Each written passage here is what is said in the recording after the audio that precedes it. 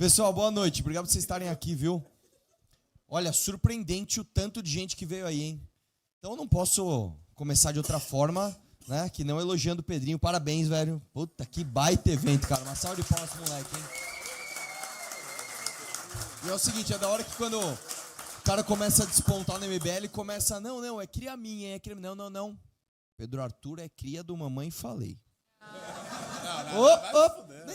Nem vem. É cria de Mamãe Falei, tá? Então, parabéns. Eu temo muito pelo futuro dele.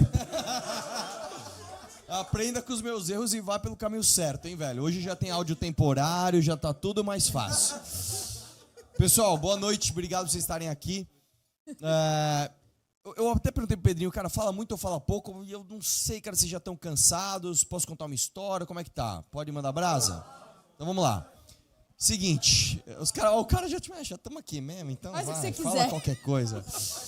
O lance assim, eu vou fazer algo nesse sentido, porque, cara, todo mundo falou uma série de coisas e eu não quero ser redundante aqui, falar as mesmas coisas de novo. E eu tava pensando, cara, o que eu falo? Lembrei de uma coisa que é meio nada a ver, é meio viagem da minha cabeça. Se tiver nada a ver, depois vocês me vaiam e tá tudo certo.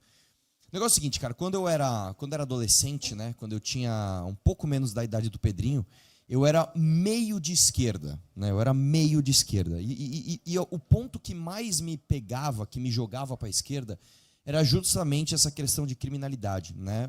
A galera que convive comigo, o Renato estava até me zoando no carro hoje, sabe que eu sou um cara muito tolerante com pessoas, às vezes, que estão fazendo mal a mim ou pessoas próximas a mim. Eu sou sempre da turma do deixa disso, deixa. E aí, quando que isso mudou na minha vida, isso é uma coisa bem interessante, né? Eu nunca passei fome, eu nunca morei na rua, eu sempre tive o privilégio de ter uma família estruturada e eu sempre pensei, pô, cara, se eu tô nesse lugar de privilégio, né, de ter todas essas condições, de explorar meus potenciais e buscar aquilo que eu quero, eu tenho que ter empatia com aquela pessoa que não teve, e às vezes o cara meio que cai na vida do crime porque ele não tinha escolha. Essa era mais ou menos o meu pensamento. E um dia eu assisti um filme, cara, eu vou dar um super spoiler do filme aqui, é um filme chato pra caramba, que eu gosto desse tipo de coisa, é um filme chamado Dogville, né? É um filme longo, ele tem quase 4 horas, eu assisti quando eu tinha uns 16 para 17 anos, e a história do filme é, resumidamente, isso daqui. Tem uma vila, né? E nessa vila tem as pessoas que moram ali, são pessoas de bem, elas trabalham, elas convivem entre si, e não tem muitos problemas nessa vila, e de repente chega uma mulher, né? Essa mulher chega na vila, ela se chama Grace, é interpretado pela Nicole Kidman, e ela chega nesse lugar e ela, no que ela chega, ela conhece um cara chamado Tomás, né? E esse Tomás se apaixona por ela imediatamente e ela tá meio assustada, meio procurando abrigo. Ele, quem é você, né? Você veio do nada, você é uma forasteira que aparece aqui na nossa vila. Pô, fique à vontade, seja bem-vinda, tal. Deram um lugar para ela ficar lá e ela, beleza. Aí as pessoas descobrem que ela é procurada por autoridades, né? As autoridades estão procurando essa mulher. E esse Tomás, que ele está absolutamente apaixonado por ela, ele tenta convencer a comunidade de não expulsá-la da vila, né? Olha, não expulsem a Grace, porque, na verdade, ele estava apaixonado por ela, né? Só uma coisa, tá chato ou vamos embora? Bora, então vamos lá. Já estamos aqui, né? Já está no meio da história, agora conta até o fim. E aí, a galera fala, olha, é o seguinte... A gente tem uma vila pacífica, a gente é do bem aqui, a gente está fazendo algo por ela, tem que fazer algo por nós. Aí esse Tomás, que está apaixonado por ela, e ele parece um cara muito bondoso, ele começa a propor que ela preste pequenos serviços para as pessoas. Então ela limpe a casa de um cara, ela ajude o outro cara ali que tem que cuidar da mãe, ajude uma outra senhora que tem uma horta. E ela, beleza, vou trabalhar para essa galera. E ela começa a prestar esses pequenos serviços para essa galera, até que as buscas se intensificam pela Grace e a galera começa a cobrar um pouco mais. Você que limpava minha casa uma vez, limpa duas. Você que me ajudava aqui. E a galera começa a explorar ela, até o ponto em que os homens começam a explorá-la sexualmente.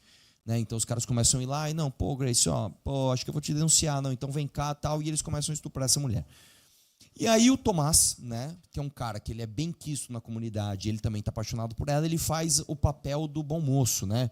Não, veja, Grace, olha, né, eu quero que você fique aqui, não, eu acho errado o que eles estão fazendo com você, mas não sei o que lá.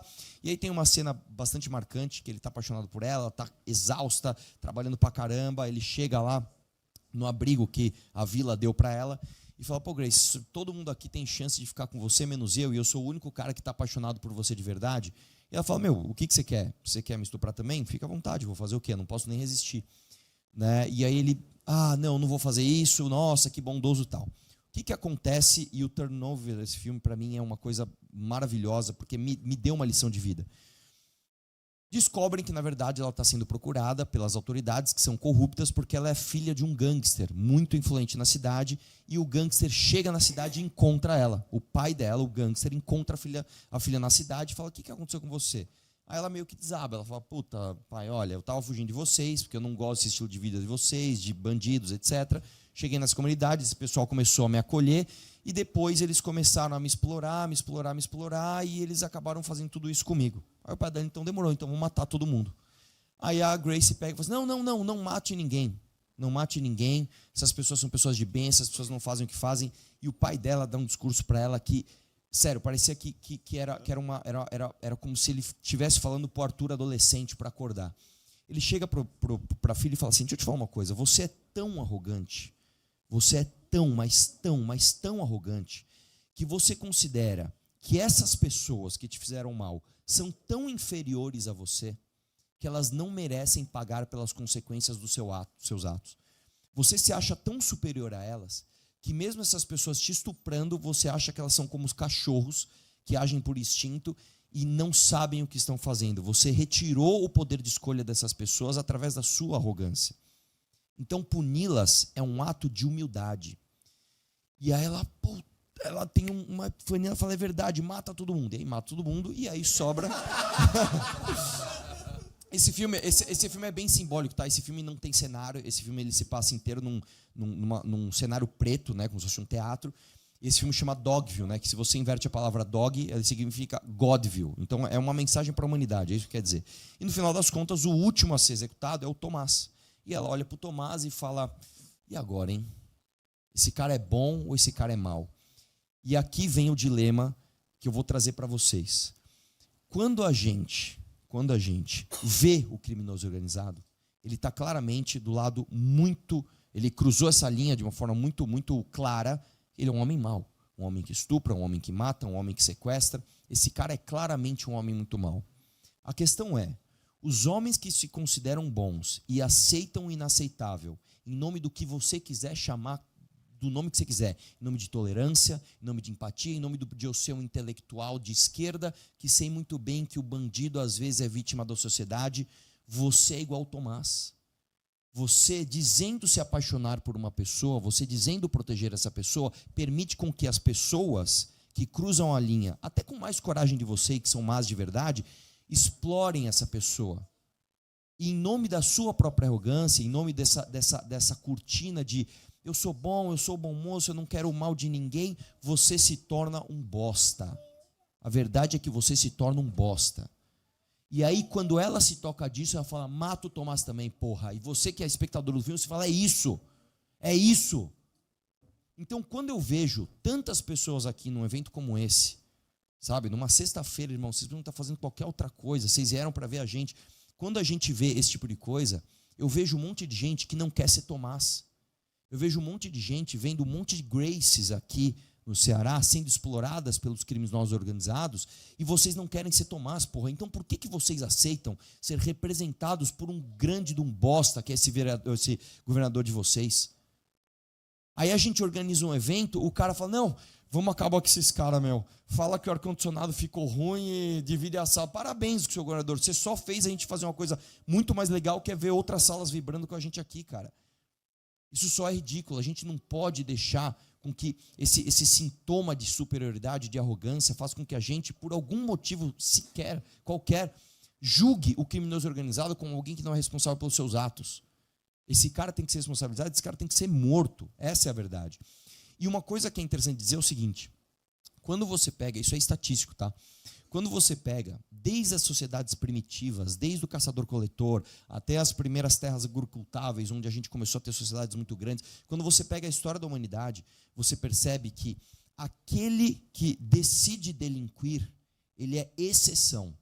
Se você tem, por exemplo, uma vila, sei lá, com 1000 pessoas, e você tem 3 pessoas que estão cometendo crimes, e ninguém fizer nada, esses 3 vão dar a impressão que os outros 1000 são criminosos também. Porque aqui é um lugar de criminoso, já que esses 3 deitam e rolam. Não, e não é.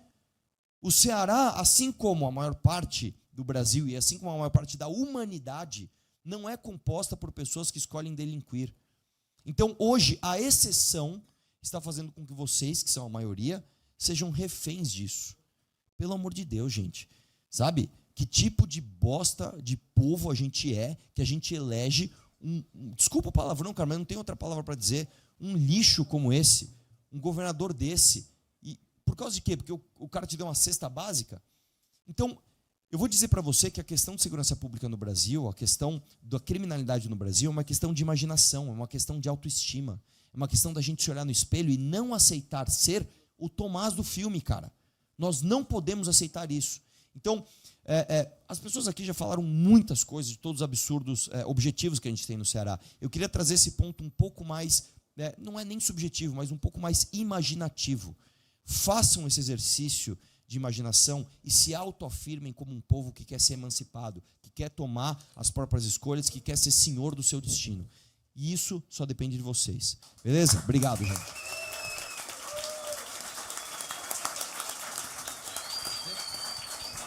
Gostou do vídeo? Para mais vídeos como esse, se inscreva no canal Inevitável Cortes, deixe o like, comente abaixo o que achou da análise. Vídeos todos os dias com os temas mais diversos da política brasileira.